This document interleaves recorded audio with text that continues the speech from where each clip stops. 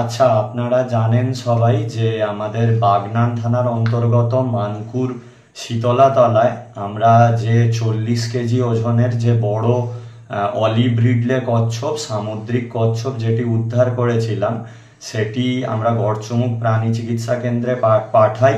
এবং হাওড়া বন বিভাগের তত্ত্বাবধানে আমাদের উলুবেড়িয়া রেঞ্জের রেঞ্জ অফিসার রাজেশ মুখোপাধ্যায়ের তত্ত্বাবধানে হাওড়া বন বিভাগের পক্ষ থেকে আমরা গতকাল আমাদের পূর্ব মেদিনীপুরের কাঁথি ফরেস্ট রেঞ্জের ওখানে আমরা বঙ্গোপসাগরে ওই কচ্ছপটিকে আবার তার পুনরায় স্বাভাবিক আবাসস্থলে ফিরিয়ে দিই এবং কচ্ছপটি চিকিৎসকেরা পুরো চিকিৎসা করেন, তারপর তার ফিট সার্টিফিকেট দেন এবং তারপর আমরা ওই অলিভ রিডলে কচ্ছপটিকে গতকাল আমাদের